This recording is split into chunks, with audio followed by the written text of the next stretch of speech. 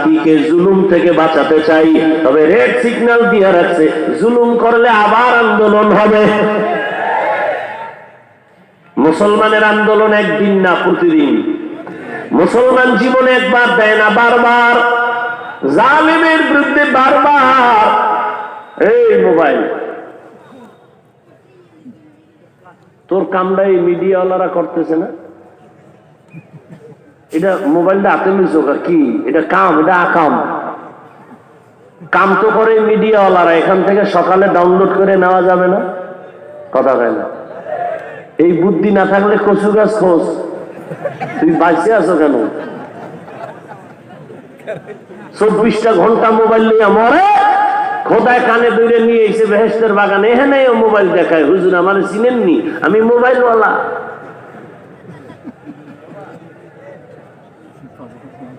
আপনারা হাসেন, আমি হাসির কথা বলি নাই। লজ্জা থাকলে কান্না উচিত। আমি হাসির কথা বলি নাই। এটা হাসির প্যান্ডেল না, এটা কান্নার প্যান্ডেল। 24টা ঘন্টা মোবাইল নিয়ে মরে, সারা রাত মোবাইল সামনে নিয়ে কবিরা গুনাহ চেহারাটা নষ্ট করে ফেলেছে। আল্লাহ বেহেশতের বাগানে নিয়ে আসছে, এখনো পারে না মোবাইলটা একটু পকেটে আরামে বন্ধ রাখি, 1টা ঘন্টা কোরআনের কথা শুনতে। পাগল হয়ে গেছে ছবি তোলার জন্য।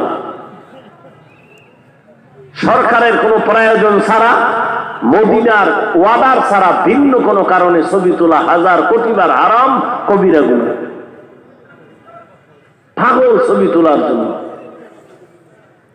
আসছেন বেহেশতের বাগানে, করতেছেন কবিরা গুনাহ। বিষয় কি? আল্লাহ হেদায়েত দান করুন।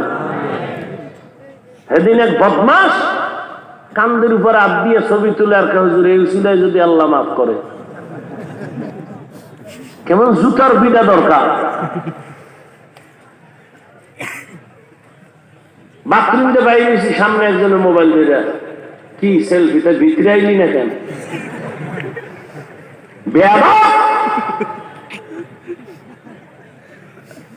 আল্লাহ হেদায়েত দান করুন। আমি একটাও হাসির কথা বলতেছি না, আমার কলিজার কষ্টের থেকে বলতেছি। কেন অনর্থক ছবি কেন?